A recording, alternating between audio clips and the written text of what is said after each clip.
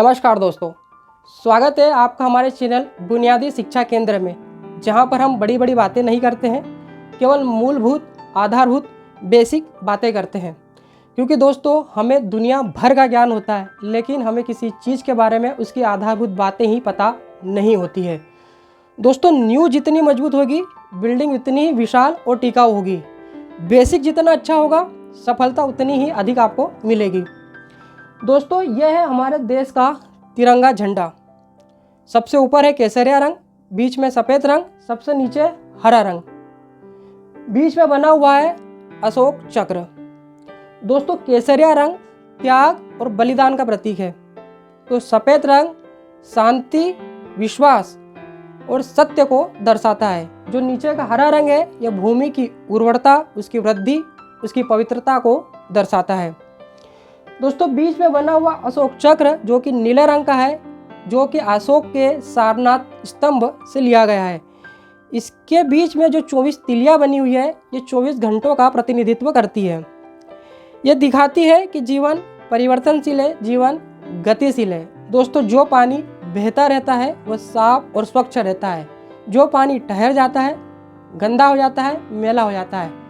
आपके जीवन में सुख दुख या कोई परिवर्तन आए तो आप उसे धैर्य के साथ सहन करिए, आप सफल हो जाएंगे।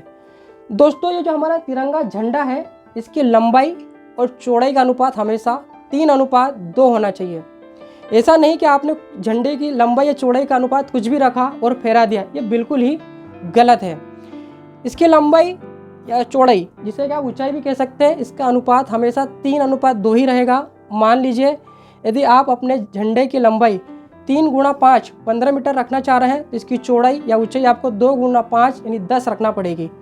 यदि आप 3x3 9 इसकी लंबाई रखना चाहते हैं, तो आपको 2x3 6 मीटर इसकी ऊंचाई या जिसे आप चौड़ाई कह सकते हैं, आपको रखना पड़ेगी। यानी कि इसका अनुपात हमेशा ही 3:2 होगा। ये जानकारी बहुत ही कम लोगों को होती है। इसके अलावा दोस्तों जो हमारा झंडा है, ये जो इसका डिज़ाइन है, इसे पिंगली वेंकैया जी ने तैयार किया था, जो कि एक स्वतंत्रता सेनानी थे और लेखक थे। वैसे पहले इस झंडे का जो डिज़ाइन था वो कुछ ऐसा नहीं था। जो बीच में जो अशोक चक्र है, इसकी जगह चरखा हुआ करता था। 1931 में कांग्रेस अधिवेशन में से पारित किया गया। इसे स्वराज ध्वज के नाम से जाना जाता था। बाद में इसमें एक बदलाव किया गया और चरखे के स्थान पर यह अशोक चक्र लगाया गया, जिसे कि भारत के राष्ट्रीय ध्वज के रूप में बाद में 22 जुलाई 1947 को अपनाया गया।